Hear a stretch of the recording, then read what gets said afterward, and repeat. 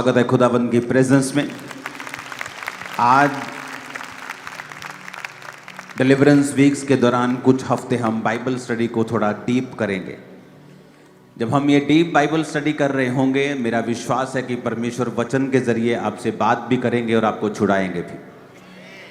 आमीन। ये इम्पॉर्टेंट है चर्च के लिए प्रार्थना करना, क्योंकि जब आप क्रिश्चियन होते हैं, जब आप मसीही बनते हैं, आपका शरीर जितना परमेश्वर के कामों के लिए इस्तेमाल होगा, उतना ही परमेश्वर आपको आशीष देते हैं। बहुत से लोगों को लगता है कि हम अच्छी चर्च जाते हैं ना, बस हमारा पार्ट खत्म हो गया। ये तो पहला स्टेप है। अभी आप किसी जीवित चर्च के साथ जुड़ते हैं दुनिया में कहीं भी, वो तो पहला स्टेप है। सेकंड स्टेप है, अगर वो जीवित चर्च है तो वहां पर परमेश्वर के करने वाले जीवित काम भी होंगे, असाइनमेंट्स होंगी, परमेश्वर के दर्शन के अनुसार जो परमेश्वर ने वहां पर दी होंगी।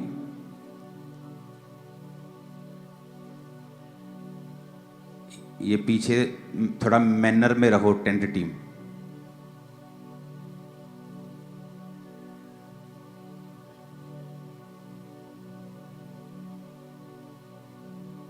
हालेलुया। तो जब आप अपना शरीर जो है परमेश्वर को देते हैं और वो आपके शरीर का इस्तेमाल करता है, किस तरह से आप प्रार्थना करना शुरू करते हैं।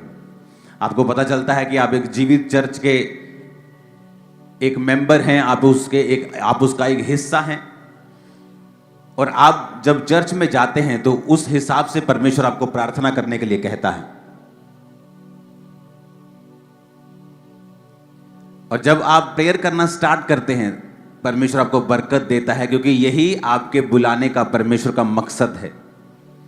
अगर आप बुलाए गए हैं तो वचन ये कहता है कि आप परमेश्वर के घर में लगाए जाएंगे, उसके घर में लगाए जाएंगे, रोपे जाएंगे और आपको पानी दिया जाएगा। जब आप परमेश्वर के घर में लगाए जाएंगे तो आपका फल जो है परमेश्वर के घर में आना चाहिए।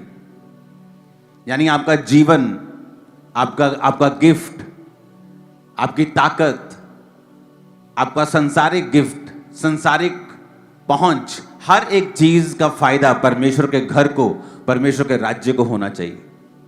और यह मकसद होता है आपका जीवित चर्च के साथ जुड़ने का। क्योंकि अगर आप जीवित चर्च के साथ नहीं जुड़े होते तो वहां पर फिर जहां आप होते हैं वहां परमेश्वर का दर्शन नहीं होता। जब दर्शन नहीं होता, आपको उस हिसाब से होमवर्क नहीं मिलता, असाइनमेंट्स नहीं मिलती, काम नहीं मिलते। जब आप उस हिसाब से काम नहीं करते हैं तो आप क्रिश्चियन होते हुए भी वैसी बरकत, वैसी परमेश्वर के साथ निकटता को महसूस नहीं करते जैसी एक जीवित चर्च के साथ जुड़ा हुआ व्यक्ति करता है। कितने मेरी बात को समझ रहे हैं? इसीलिए सिर्फ आप जीवित चर्च जा रहे हैं ये इंपॉर्टेंट, सबसे इंपॉर्टेंट नहीं है। अब आप जीवित चर्च में चले गए, ये पहला स्टेप था। अब आपको आगे आना होता है।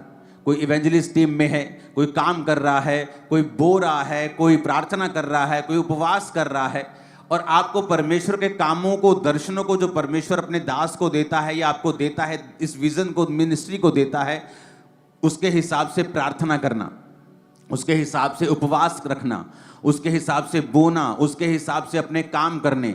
अगर आपको कोई गिफ्ट है, आप सीए हैं, मैं ये बातें पहले बता चुका हूं, उस हिसाब से आप काम भी करते हैं, प्रार्थना भी करते हैं, दर्शन के साथ जुड़ते भी हैं, और फिर परमेश्वर आप पर बरकत देता है। क्योंकि फिर आप एक वैल्यूएबल मेंबर होते हैं उसके घर के।